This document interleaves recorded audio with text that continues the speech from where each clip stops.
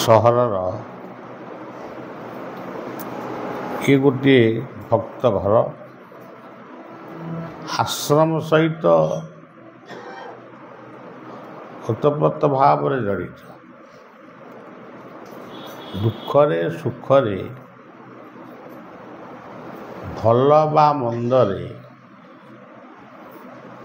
ଆଶ୍ରମକୁ ଯାଆନ୍ତି। ଦୁଃଖଟି ପୂର୍ଣ୍ଣ ମୋଚନ ହଉ ବା ନ ହଉ, କିନ୍ତୁ ତାଙ୍କ ଦୁଃଖଟି ସେ ବଳିବାକୁ ଜଣାନ୍ତି। କେତେବେଳେ ବିରକ୍ତି ହେଇଛି, ଆଉ କେତେବେଳେ ସ୍ନେହରେ ବିଦା କରିଛି। ସବୁକୁ ଜଣେ ଗ୍ରହଣ କରି ସବୁବେଳେ ଗୋଟେ ନିବେଦନ କରେ। ବାବା ପଟ୍ଟାମୁଣ୍ଡେଇ ଯେତେବେଳେ ଯିବେ, ଯେତେବେଳେ ନୁହେଁ, ପଟ୍ଟାମୁଣ୍ଡେଇ ଟିକେ ମୋ ଘରକୁ ଟିକେ ଘରେ ଯାଇକି ବସିବେ। ଏ କଥା ବୋଧେ 10-12 ବର୍ଷ ତଳର କଥା। ବଳିଆ ତ ବିଶେଷ କାହା ଘରକୁ ଯିବା, କେଉଁଠି ରହିବା, ଏଗୁଡ଼ାକ ମୋତେ ଟିକେ ଅଡ଼ୁଆ ଲାଗେ। କିନ୍ତୁ ତା କଥାଟାକୁ ମନ ଭିତରେ ମୁଁ ରଖିଥିଲି। ଭାବିଥିଲି ଯେବେ ପଟ୍ଟାମୁଣ୍ଡେଇ ଅଞ୍ଚଳରେ କାର୍ଯ୍ୟକ୍ରମ ହେବ, ସେବେ ତା ଘରକୁ ନିଶ୍ଚୟ ଟିକେ ଯିବି। ସେ ଯିବି ଯେ 5 ମିନିଟ୍ କି 7 ମିନିଟ୍ ଯିବି, କିନ୍ତୁ ଏଭଳି ଏମନ ଭାବୁଥାଇ ଯାହା, କାଳେ ପ୍ରାପତ ହୁଏ ତାହା। ପୁଣି ଏଭଳି ଗୋଟେ ସମୟ ଆସିଲା, ଆମେ ଗୋଟାଏ ରାତି ରହିକିରି ପୁଣି ଦିନରେ ବି ରହିଛୁ।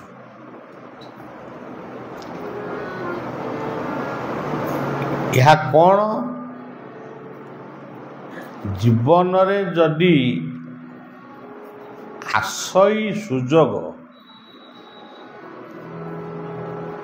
ହରାଅ ନା ବାବୁ, ସେଇ ସୌଭାଗ୍ୟ। ସୁଯୋଗ ହାରିଲେ ଆସଇ ଦୁର୍ଯୋଗ, ସୁଯୋଗ ସୌଭାଗ୍ୟ ହୋଇଯାଏ ଭାଗ। କାଲି ଆମେ ଖଦାଳ ସାହି କାର୍ଯ୍ୟକ୍ରମକୁ ଆସୁଥିଲୁ, ହଠାତ୍ ଦେଖିଲି ଆକାଶରେ ମେଘ।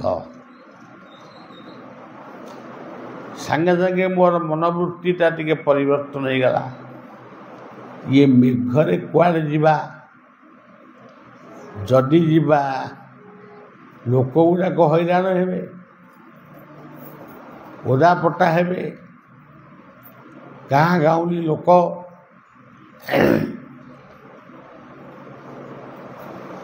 କ'ଣ ବୋଲି ଗୋଟେ କ'ଣ ଚିନ୍ତା କରିବେ। ଦେଖନ୍ତୁ, ତୁଳସୀ ଦାସ ଗୋଟେ ଲେଖିଛନ୍ତି ଗୋଟେ ପଂକ୍ତିରେ,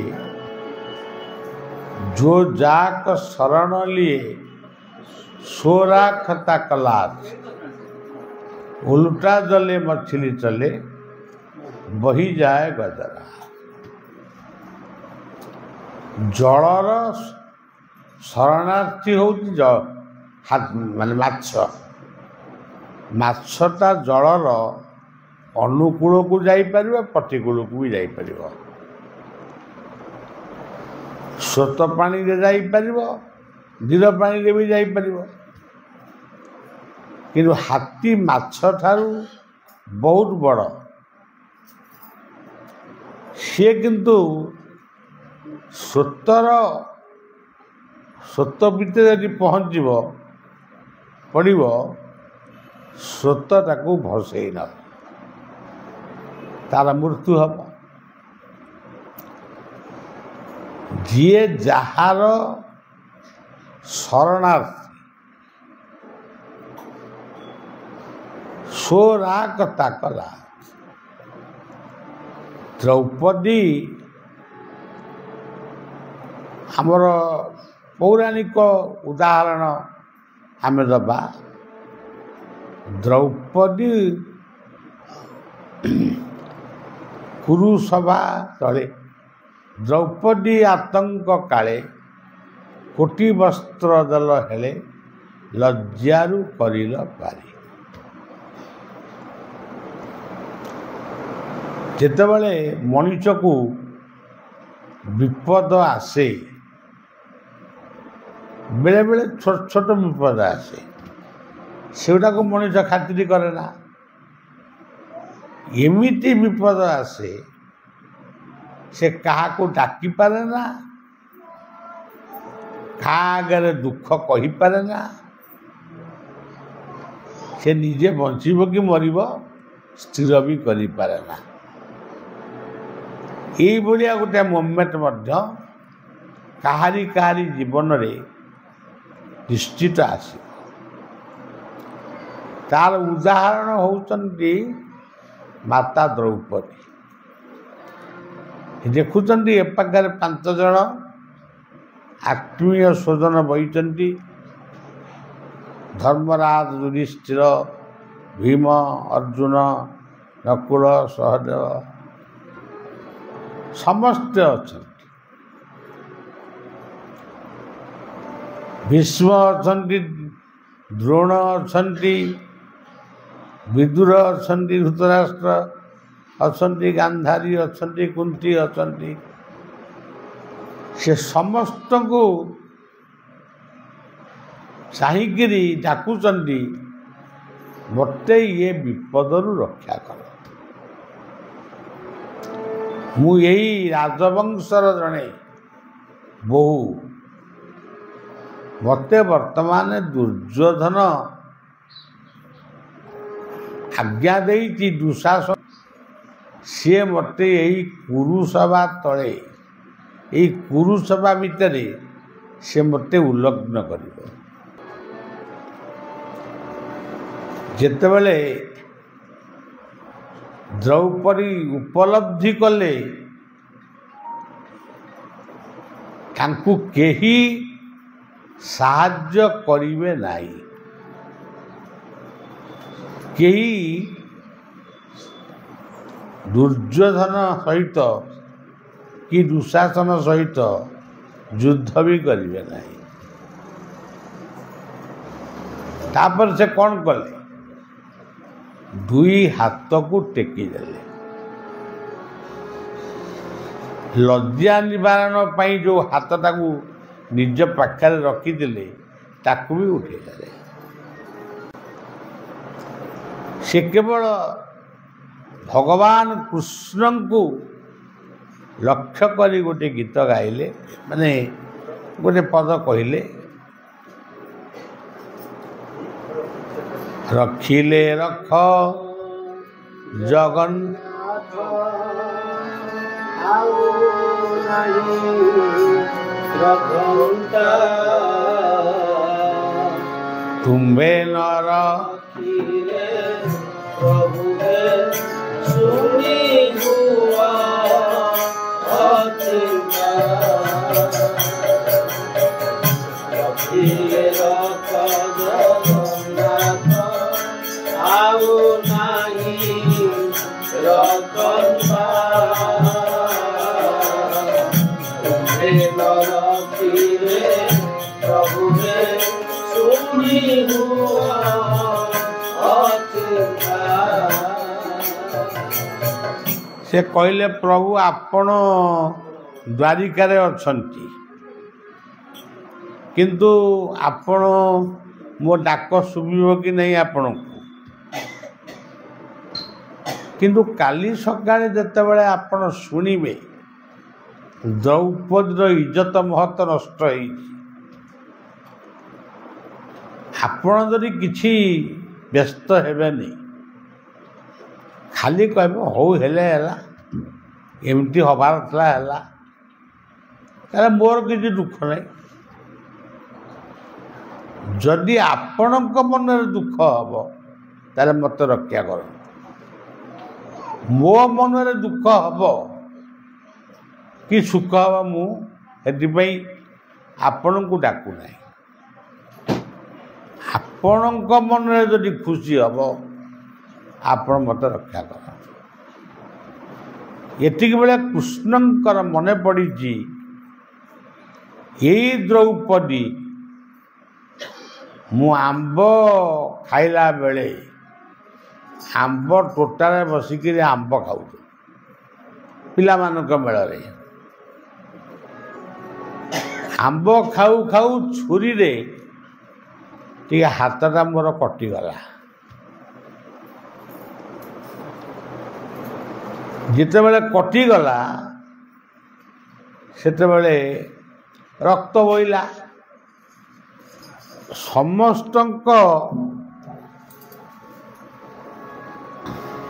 ସମସ୍ତେ ବ୍ୟାକୁଳ ହେଲେ। କୃଷ୍ଣଙ୍କ ହାତରୁ ରକ୍ତ ବହୁଛି, ସମସ୍ତେ ବ୍ୟସ୍ତ ହୋଇପଡ଼ିଲେ।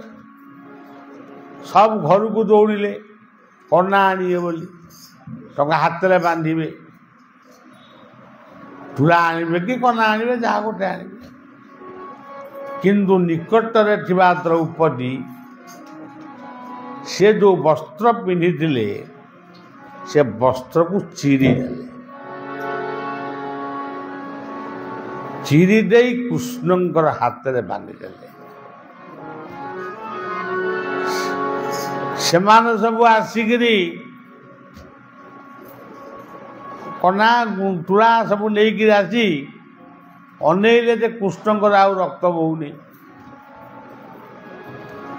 ସେଇଠି କୃଷ୍ଣ ମନେ ମନେ ନୁହଁ ପରିଷ୍କାର କହିଥିଲେ, ଦ୍ରୌପଦୀ ତୁମେ ମୋତେ ଯେଉଁ ବିପଦରୁ ସାହାଯ୍ୟ କରିଛ ଏଇଟା ମୋ ଉପରେ ତମେ ଋଣ ଲଗେଇଲ। ସମୟ ଆସିଲେ ମୁଁ ଏଇ ଋଣଟାକୁ ସୁଝିବି। ଆଉ ସେଇ କଥାକୁ ମନେ ପକେଇ ପୁଣି କହିଲେ, ତୁମେ ଯେବେ କୃପା କରିବ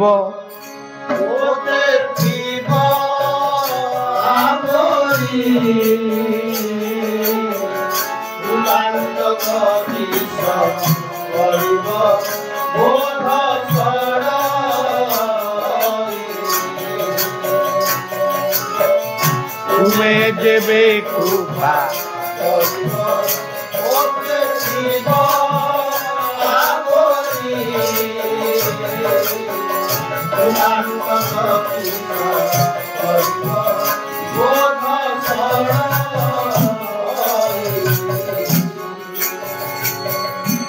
ଏତିକି କହିବା ପରେ ଦ୍ରୌପଦୀ ହାତକୁ ଟେକି ଦେଲେ। ମୁଁ ତ ଆଉ ଲୁଗାକୁ ସମ୍ଭାଳି ପାରିବିନି, ଆଉ ହାତଟାକୁ କାହିଁ ପକେଇ ଯେ ଦୁଇ ହାତକୁ ଟେକି ଦେଇ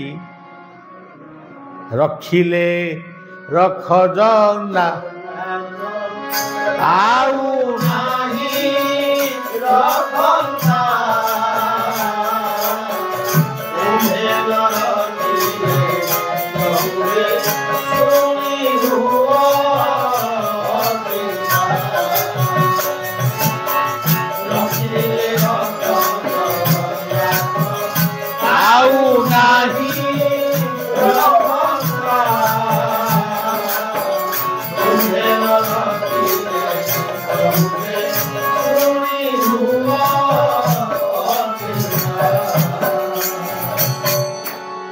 ଦ୍ରୌପଦୀଙ୍କ ଭିତରେ ଯେଉଁ ଆତ୍ମଶକ୍ତି ଥିଲା ସେ ଏତେ ପାୱାରଫୁଲ ହେଇଗଲା।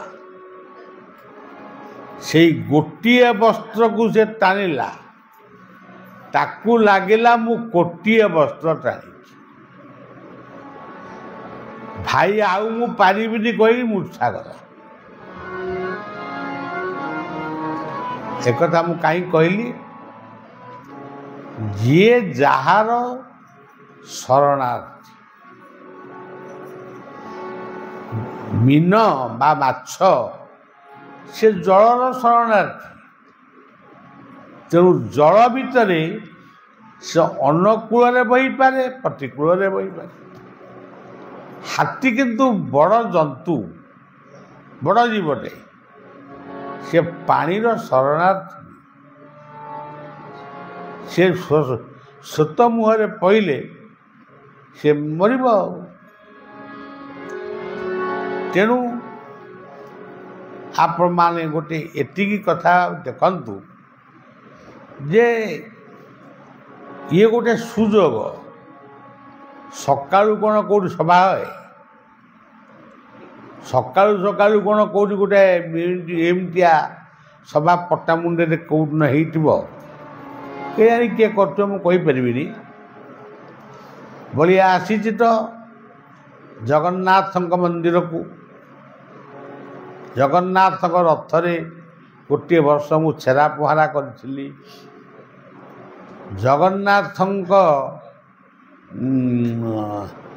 जगन्नाथ पाखक आसबि जगन्नाथ विषय कहबी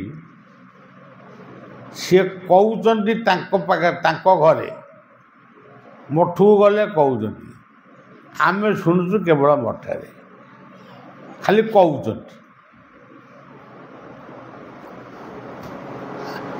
तमें खाली कह आम खाली शुणु आधे कौन जावासिया हम मत ये गृहर कर्ता डाकिले आसवाई व्यवस्था कले तापर आम आईलु आउ थे मझे टी आसी जगन्नाथ दर्शन करते आप आसवे से निज जगार बसिक आसवे तेणु जगन्नाथंकर सी सुजोग जदि आपण माने नबाकू चाहिए जगन्नाथ निश्चित से सुजोग देवे से एमिति एक ठाकुर गोटे निम्ब काठर से तैयारी किंतु से प्रकृत जीवंत तार लीला जीवंत आम सब अनुभव कर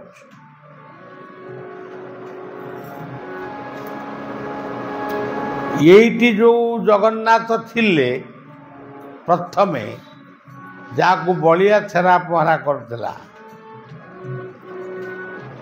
से जगन्नाथ को देखिले मते डर मारुला एते तांकर महिमा थिला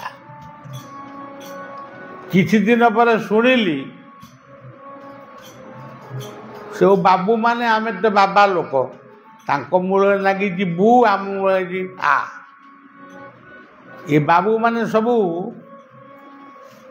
ताकू नव कलबर करते माने लोक बुझिबे जे किते माने एमानकर भक्ति एमाने नव कलबर करते जगन्नाथ को से पुराना मूर्ति को समाधि दे गोटे नुआ मूर्ति कले एवं जो बलिया आर वर्ष ना कौन आईला 10-15 मिनट में मु देखिली से मूर्ति आए ना जार जे मंत भाव देखी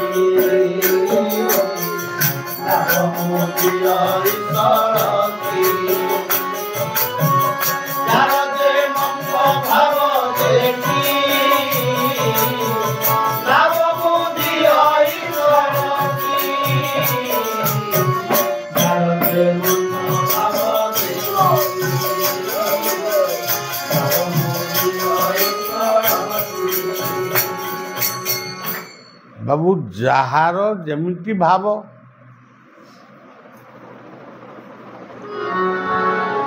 माने भागवत पद गुड़ाक बोझे रही कौन केते कथा कहब भक्ति रे प्रीति नहीं जार काहू लगे नमय भक्ति रे प्रीति नहीं जार काहू लगे नमय भक्ति रे प्रीति नहीं जार काहू लगे नमय आम ये बहीचु जदि भक्ति आमको बसई जदि प्रीतिटा रही आम कौन ये बसबू आमको से घर को जना चल रे उठ बेड़ेंगी बांध आम सेमतिया लोक प्रीतिटा थिबा जाके थिबू जदि प्रीति सैला आम काम सैला बाया बाबा मोर मानस गुरु श्री ठाकुर बाया बाबा जड़े बाबू तांको सबुदिन कहते बाबा टिके आम घर को जाते टिके पाद पकई आसवे अनेक दिन पर बाबा ता घर को कहले मन को मन कहले कहले तू पूरा कहूलु तो घर को जावाई चले आज जा सी कृत्य कृत्य है चाह जलिया व्यवस्था टी कला बाया बसिले समस्ते चाह पीले जलिया खाइले सब खाइले नाम चली बाया गोटे खट पकई देती खट पर शोइले आउ बाया गले गोटाए राति गला रात पुणी चाउल डाली तरकारी ये करी गोटे महोत्सव है तापर बाबा सका उठले पुणी जलिया टे खाइबे से माने धार आणिकी सब आ कर पैसा सरीगला तापरे बाया कहले कहले शुणु आयु कहलु ये नाम यज्ञ हम 24 प्रहर तू जाइकिरी ये 5 खंडी मौजा को निमंत्रण करी आ समस्त कहबू आज राति समस्ते प्रसाद पाइबा आसवे ये खाली थरू थाए पड़ी बाबा गुरुदेवंकर कथा को मानी 5 खंडी मौजा कि 10 खंडी मौजा निमंत्रण कला आपण आज आम घरे प्रसाद पाइबे सी शुरू कहले हाँ भल है बाया आजिकल सीना बहुत बाबाजी हो गला जी मैंने बाबाजी खाली पल हो गला किए कौ बाबाजी पाक किए केतबेले जाऊँगी किए क्या चिन्हुच ना जानू सी देखु यही पटामुंडी राजकनिकार पुओ से यही अंचल से जड़े ओडिशार सर्वश्रेष्ठ ठाकुर अभिराम परे रामाचार्य बाबा बाया ये रात्रि आसिक पहुँचला कहले कहलु ना हाँ मुझे कही जा चुली खोल चुली खोलला हंडा बसा पानी पूरा आकु सब देखिकी स्त्री भौणी भाई पड़ोसी ये सब थरुचन ये कौन ये किलिला लगी ये किछि नहीं घरे किले चाउल भी नहीं 4टा बेल सुधा एते चाउल आसिकी पहुँचला एते कदली एते मुग आमर पिला दिनर खाद्य से आजिकल तो पनीर ये अमुकरी माने केड़े ना सब कही दौरान इंग्राजी रे कौन कर मसरूण कर पनीर करू अरे सेड़ा कौ दिन सब कर शिखिल तुम ଚକୁଳି ପିଠା ଆସୁନି, କେକ୍ ଆଣିକି ଦେଉଛନ୍ତି। ଏତେ ଚାଉଳ ଡାଲି ପନିପରିବା କଥା ହେଲା, ରୋଷେଇ ଚାଲିଲା। କୀର୍ତ୍ତନିଆ ମାନେ ବି ମାନେ ଏତେ କୀର୍ତ୍ତନିଆ ଆଇଲେ ଯେ ବୋଲେ ରାତି 1ଟା ପର୍ଯ୍ୟନ୍ତ 2ଟା ପର୍ଯ୍ୟନ୍ତ କୀର୍ତ୍ତନ ଚାଲିଲା। ତା ପରଦିନ ବି ଚାଲିଲା, ତା ପରଦିନ ବି ଚାଲିଲା। 3 ଦିନ ଧରି ଯେତେ ଲୋକ ଆସିଲେ ସମସ୍ତେ ଖାଇଲେ ପିଇଲେ ଗଲେ। 3 ଦିନ ଯେଉଁଦିନ 24 ପହର ସରିଗଲା, ବାୟା କହିଲେ ଆଉ ଯିବା, ଆଉ ସରିଲା, ଆଉ ଆଜିକ ମହୋତ୍ସବଟା କରିଦିଅ। ମହୋତ୍ସବଟା ବି ହେଲା। ସେଥିରେ କହିଲେ ରେ ତାକୁ ଡାକେ, ବାୟା ଯିବ। ମୁଁ ଯାଉଛି ରେ, ବାୟା ଯାଉଛି। ସେ ହାତ ଯୋଡ଼ିକିରି କହିଲା, ପ୍ରଭୁ ଆଉ ଗୋଟିଏ ଦିନ ରହନ୍ତୁ। ଆଉ ଗୋଟିଏ ଦିନ ରହିବି କାହିଁ? ତୁ କହିଥିଲୁ ଟିକିଏ ନାକରୁ ଆସିବା ପାଇଁ, ମୁଁ ଆସିକି ଏତେ ସମୟ ରହିଲେଣି। ତୁ କହୁଛୁ ଆଉ ଗୋଟିଏ ଦିନ ରହିବି। କାହିଁକି ରହିବି? ନାଇଁ, ଚାଉଳ ଫାଉଳ ଗୁଡ଼ାକ ଗଦା ହେଇଛି, ତାକୁ କିଏ ଖାଇବ? ନା ତୁ ଖାଇବୁ, ତୋ ପରିବାର ଖାଇବେ। ତୁ ଯଦି ଇଚ୍ଛା ହବ କାହାକୁ ବାଣ୍ଟି ଦେବୁ। ବାୟା ଆଉ ରହିବନି। ହିତାଇ ଗୌର ହରିବୋଲ କହି ବାୟା ଉଠିଲେ ଗଲେ। ଆଉ ତେଣୁ ମୋର ଭକତ ମୋର ମିତ୍ର,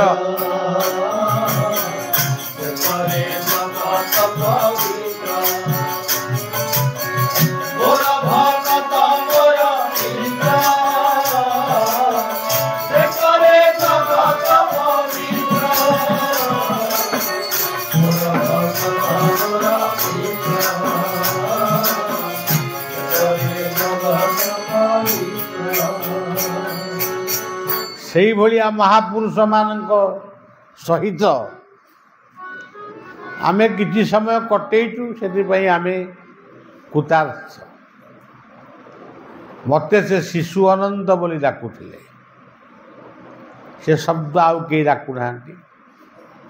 ସବୁ ଡାକୁଛନ୍ତି ବଳିଆ ବାବା, କିଏ ଡାକୁଛନ୍ତି କାଳିଆ ବାବା, କିଏ ବି କହୁଛନ୍ତି ଭଣ୍ଡ ବାବା, କିଏ କହୁଛନ୍ତି ତନ୍ତ୍ର ବାବା, ଆଉ କିଏ କହ। କିନ୍ତୁ ସେଇ ଡାକୁଥିଲେ ଶିଶୁ ଅନନ୍ତ। ତେଣୁ ସଜ୍ଜନ, କଥାଟି କାହିଁକି ଏକଥା କହୁଛି? ଭକ୍ତି ଗୋଟେ ଏମିତି ଜିନିଷ, ସେ ସବୁ କଥାକୁ ଓଲଟେଇ ଦେବ।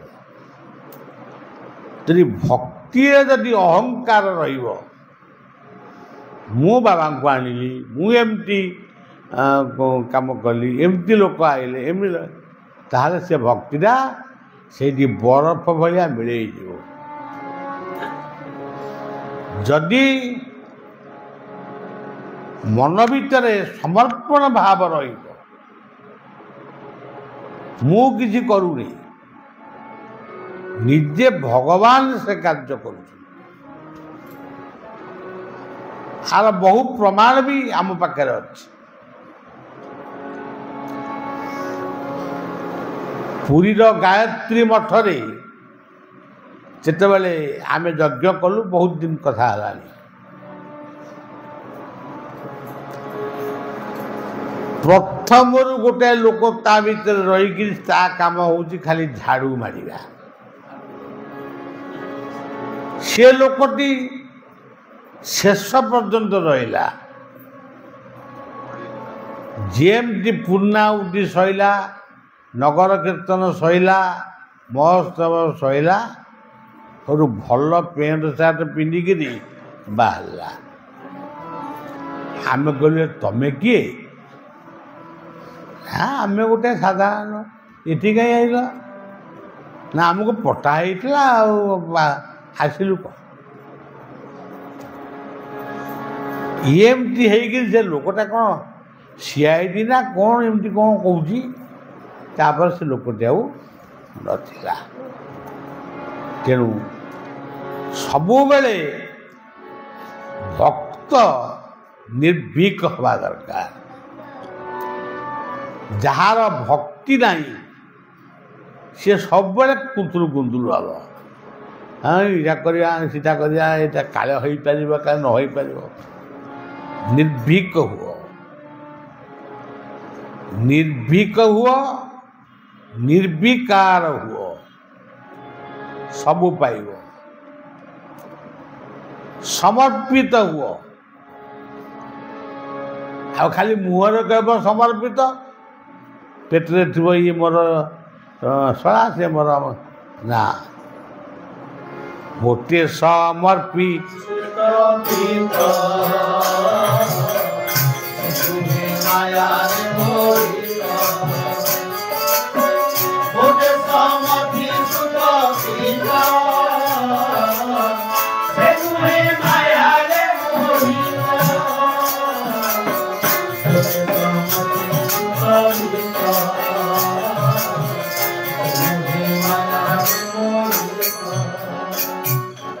କାଲି ଆପଣମାନେ ଆଶ୍ଚର୍ଯ୍ୟ ହେବେ। ମାନେ 2 କିଲୋମିଟର ଅନ୍ତରରେ 2 କିଲୋମିଟର ଦୂରରେ 2 କିଲୋମିଟର ହେବ କି କ'ଣ ମେଘ ବର୍ଷୁଛି। ଆମେ ବି ମେଘ ଭିତରେ ଗାଡ଼ି ଠିଆ କରିକି ରହିଲୁ। ମୁଁ କେବଳ କହୁଥାଏ ଯେ ଗୋଟେ ପଦ ଅଛି, ମୋତେ ଇଏ ଦୁର୍ଗତି ଯେତେ ନବା ଦଇ ତୁମ୍ଭ ନିନ୍ଦା ଲାଜେ ମୋର। ଲୋକ ଗୁଡ଼ାକ ହଇରାଣ ହେବେ, କିନ୍ତୁ ଆମେ ଆଉ ଟିକେ ଦୂରକୁ ଗଲାବେଳକୁ ଶୁଖିଲା ଖଡ଼ ଖଡ଼। ତାକୁ କିଏ କଲା? ଆପଣ କହିବେ ବାବା କଲେ, କିନ୍ତୁ ବାବା କହୁଛନ୍ତି ସେଇ ଯେଉଁ ଲୋକମାନଙ୍କର ଯେଉଁ ଅଟୁଟ ବିଶ୍ୱାସ ସମର୍ପଣ ଭାବ ବଳିଆ ଆସିବ, ଏଠି କୀର୍ତ୍ତନ ହେବ। ସେଇ ଭାବଟାକୁ ଭାବଗ୍ରାହୀ ଗ୍ରହଣ କରି ତାଙ୍କ ଲଜ୍ଜା ରକ୍ଷା କଲେ। ଏଠିକି ଆଇଲି, ମୋତେ କହିଥିଲେ 5 ମିନିଟ୍ ପାଇଁ ଆସିବା ପାଇଁ। କେଇ ମିନିଟ୍ ହେଲା ଦେଖିଲ, ଆଉ କେଇ ମିନିଟ୍ ବା ତା ଉପରେ ଟ୍ୟାକ୍ସ ପକେଇବା। 5 ମିନିଟ୍ ଆଇଥିଲେ 100-200 ଟଙ୍କା ମୋତେ ଦେଇଥାନ୍ତା।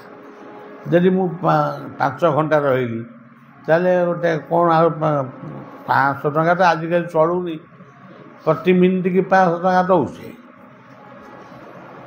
ତେଣୁ ସବୁବେଳେ ମନେ ରଖିବେ ସଜ୍ଜନ, ଶରଣ ନିଅ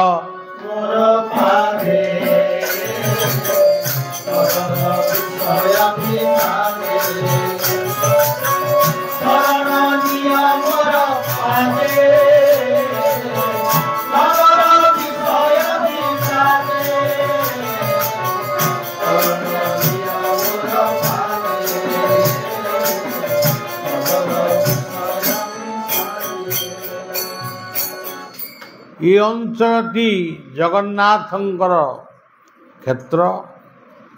ଏଠି ବଡ଼ ବାବାଜୀ ରାଧାରମଣ ଦେବଙ୍କର ମଠ ଅଛି। ବଡ଼ ବାବାଜୀ ରାଧାରମଣ ଦେବ ହେଉଛନ୍ତି ବାୟାଙ୍କର ଅଜାଗୁରୁ। ବାୟାଙ୍କ ଗୁରୁ ବାବାଜୀ ରାମଦାସ, ତାଙ୍କ ଗୁରୁ ହେଉଛନ୍ତି ରାଧାରମଣ। ତାଙ୍କ ମଠ ଏଠି ଅଛି ଏବଂ ଏଠି ମହିମା ବିମଣ୍ଡିତ ଶିବ ଅଛନ୍ତି। ମୁଁ ସେ ଶିବଙ୍କୁ ଦର୍ଶନ କରିଛି। ତାପରେ ଇଏ ହେଉଛି କେନ୍ଦ୍ରାପଡ଼ା ଜିଲ୍ଲା ବଳଭଦ୍ରଙ୍କର କ୍ଷେତ୍ର